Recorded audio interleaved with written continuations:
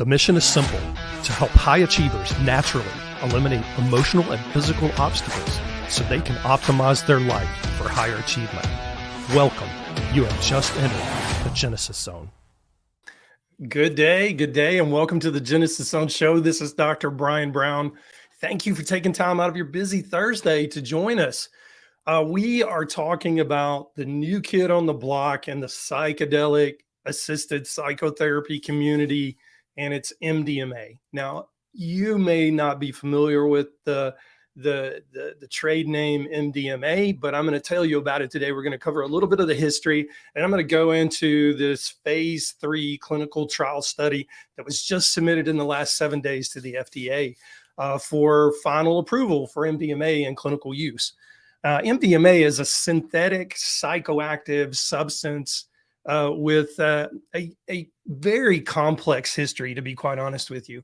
It was originally developed as a therapeutic tool in the mental health community, but before it became known as a therapeutic tool in the mental health community, it had a little bit of a background before that, and as it became known as a useful tool in the mental health community, some might even argue that it was birthed out of the intention for being the first psychedelic assisted psychotherapy drug to ever hit the world.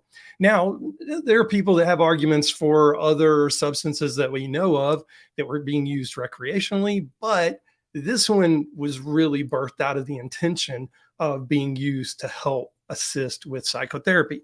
Now, historically, MDMA was first synthesized by a German chemist, believe it or not, in 1912, and his name was Anton Kolisch. Now, he was attempting to develop a new pharmaceutical compound to control bleeding. It didn't succeed, obviously, so he shelved the discovery of this MDMA compound and continued his pursuit for a blood clotting drug. And he really never discovered what MDMA was good for. Now, it was largely forgotten until about the 1970s when it resurfaced in the context of psychotherapy. Now, we have the curiosity of psychopharmacologist Alexander Shulgin and his wife Anne Shulgin, who were therapists, to thank for this.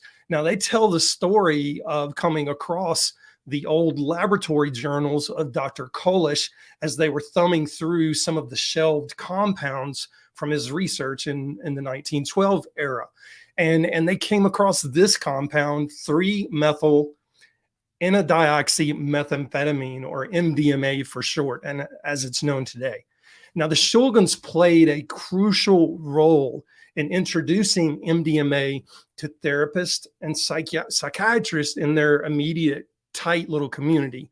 And at the time, MDMA was not illegal. It could be openly used, and it was being openly used in the mental health community.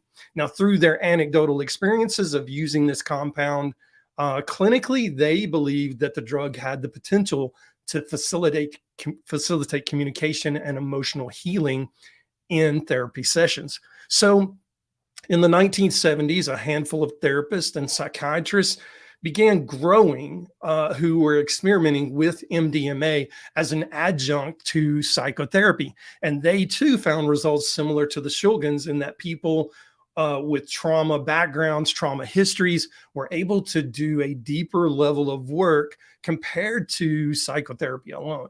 Now, unfortunately, by the early 1980s, MDMA began to leak out of the therapeutic use mental health community, and it began to enter the recreational use community. Naturally, this got the attention of the federal government in that a new drug that was totally unknown to the DEA at that point and was not on their watch list was hitting the streets and, to quote the DEA, had the potential to do harm. So naturally, the federal government, doing what they do best in 1985, legislators made sure that MDMA was not only removed from the recreational use community, but also from the mental health community.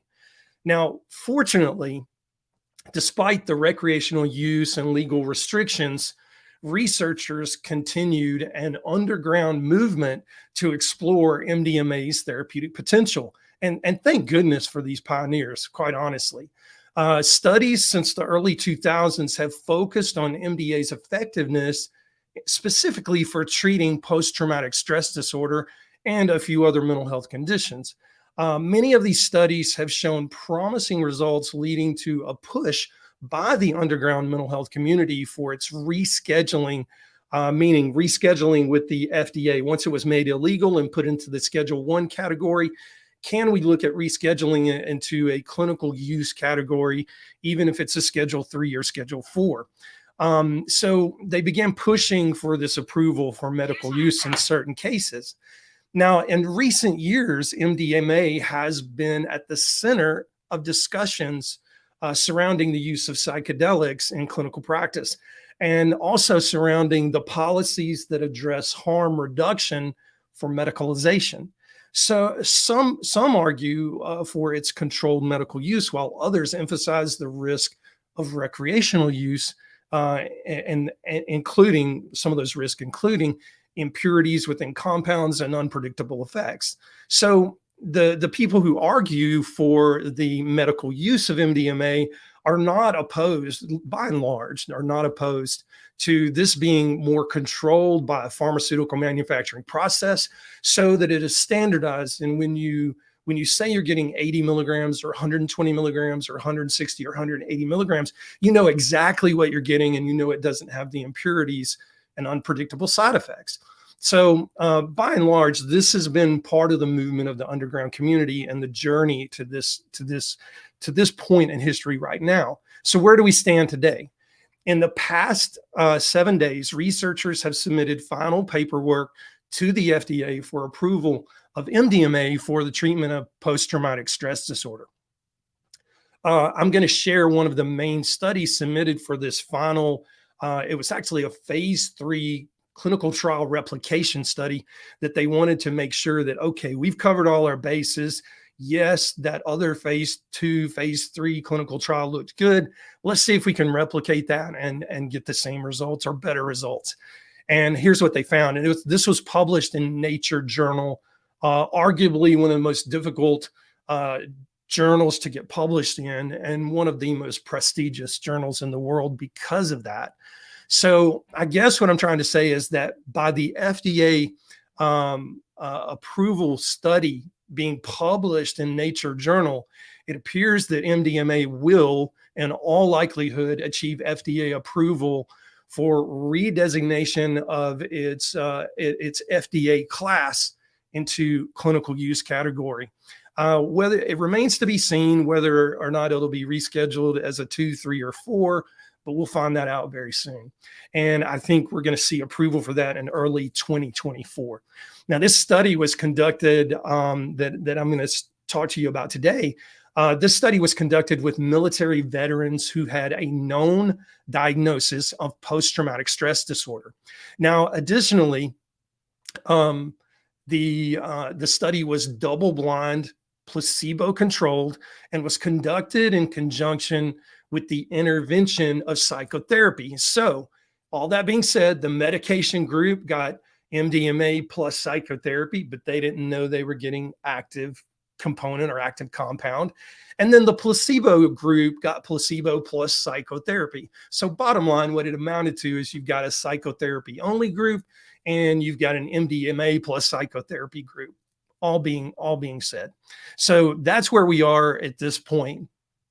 And a side note here, based on years of data regarding recreational use of MDMA, it's been fairly well established that what the thresholds are for adverse events, problematic side effects, if you will. Now, the threshold for a low side effect profile is around 75 to 125 milligrams. If side effects are experienced in these dosage ranges, it's typically mild anxiety and sweating. Very, very mild.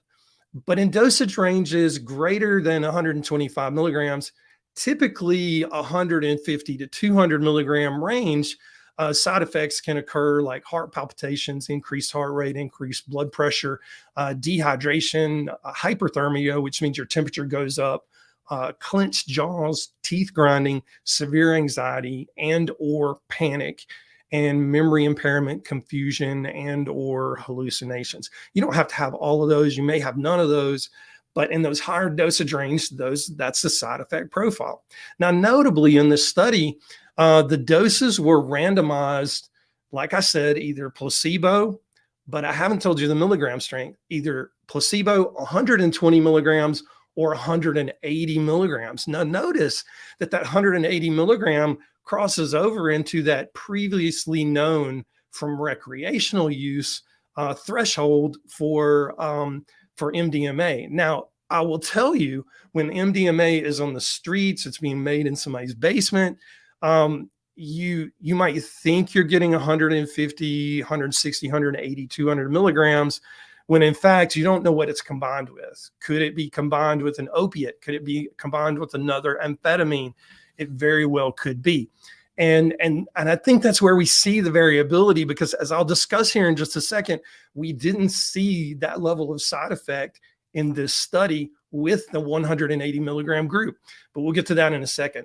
While we're talking about side effects, know that the researchers, under the behest of the FDA in this final phase 3 clinical trial, did real-time EKG, blood pressure, and pulse oximetry, or oxygen measurement monitoring for every person in the study for an 8-hour period after their dose, during and after their dose of MDMA.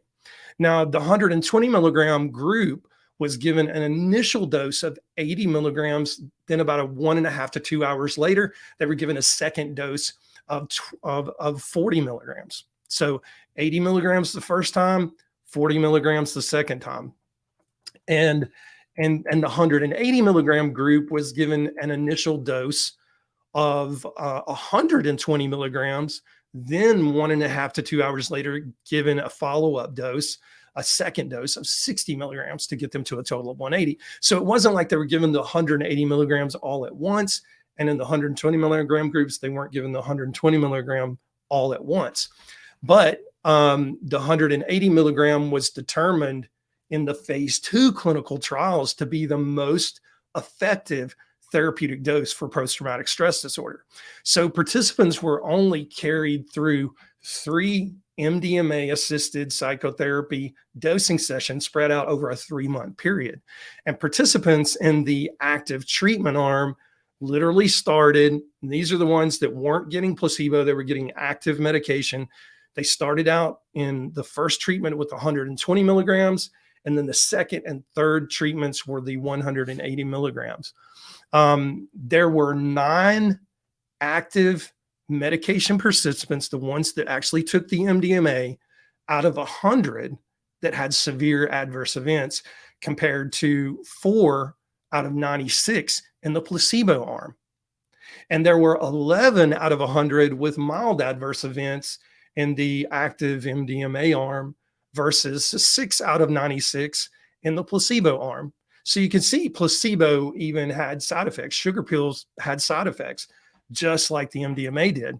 Interestingly, no one in the active treatment, the MDMA treatment arm, discontinued the study due to adverse events. However, 4 out of 96 participants in the placebo arm discontinued because the sugar pill had too many side effects. Go figure. I mean, that's just the power of placebo.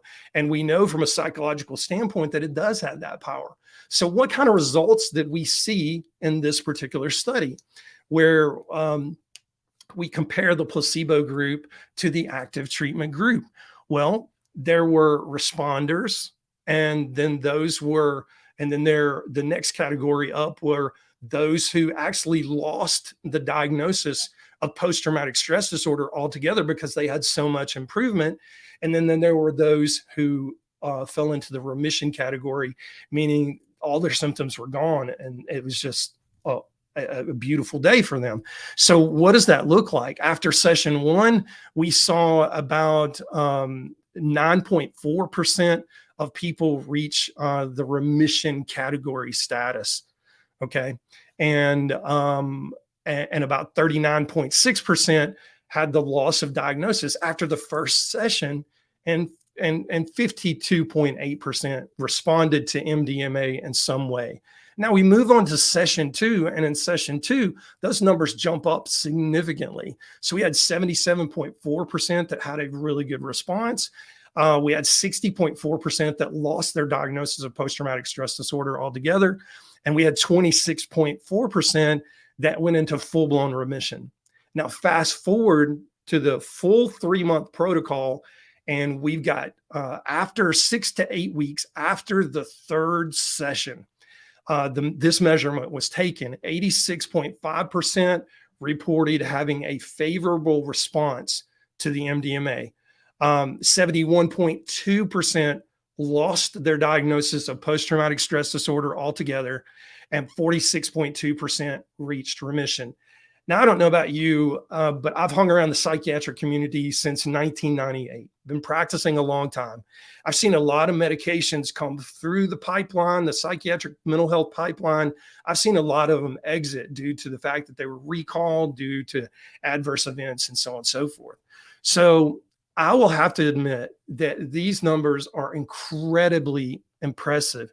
Now, mind you, this was MDMA combined with psychotherapy, and we're starting to see the benefits. And I love the fact that they did this in this study, because it goes back to the original thesis, the original birthplace of MDMA and how it entered the community. It entered the psychotherapy community.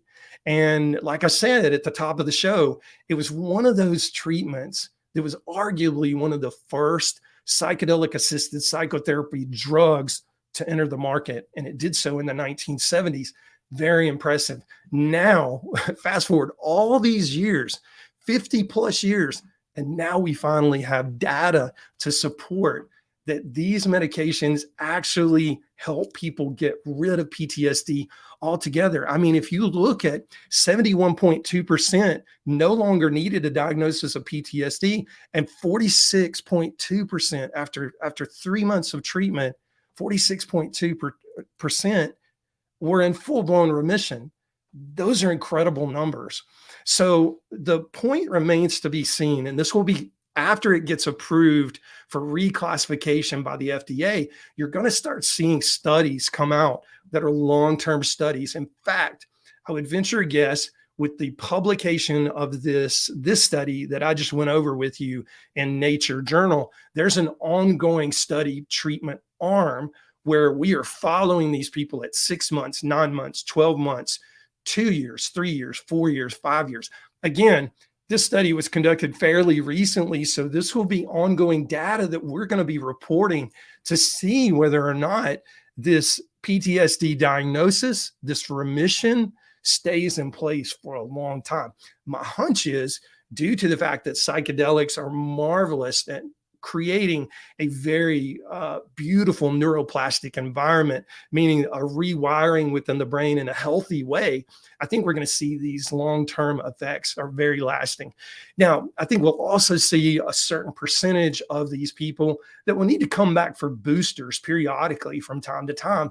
And that's okay. It just means there's a little bit more neuroplastic work to be done in the brain, a little bit more rewiring in a positive way. So that's all I've got for today. I wanted to give you an update about this new drug that is literally going to be hitting the market and getting FDA approval in 2024, probably earlier part of the year rather than later part of the year. And it's exciting data, especially when we're looking at treating post-traumatic stress disorder, because if you've known anybody that struggled with PTSD, war veteran, a military veteran, or a first responder, it doesn't matter. PTSD is PTSD. And if we can put it on the back burner for people so that they can go on and live their lives, this is an amazing tool that we're going to have at our disposal to be able to use. It's exciting times. As I've mentioned before, I'm in the middle of the ketamine certification right now. It's one of the best in the country. It is taking about 1 year to complete. um, I will be able to start doing ketamine assisted psychotherapy in the office in the first part of the new year. I'll have one more semester to complete, 6-month training to complete before I'm fully certified, but I can go ahead and start using it in the new year, and super excited about it. Like, I'm having to undergo 7 ketamine treatments myself so that I understand all modalities: IV, intramuscular, oral dosing, and nasal spray dosing with the ketamine. With the MDMA, do we really know what dosage forms that's going to come in yet? We really don't know. I'm 99% sure, even though the study didn't really outline it, which was interesting. They left that little tidbit out, whether this was an oral dose or whether this was an IV dose. My hunch is, for study purposes, this was probably IV, because it's more controllable than an oral dose. Meaning, if a person's having bad enough side effects, you can stop the drip immediately and get it cleared out of the system and start the person on the way to recovery, versus something that's oral. Once it's in there, it's got to do its thing before it passes on. That's just a hunch. Again, they did not say in this study what the delivery method was, but we'll find all that out in the near future. This is exciting, pioneering territory that all of us are entering into in the mental health field and in the functional medicine space, because it's just life-changing at a functional level to know that we can create those positive neuroplastic changes in a person's brain that bring about healing, lasting healing. So that's all I've got for today. Until next time, as I always say, stay in the zone. This is Dr. Brian Brown signing out.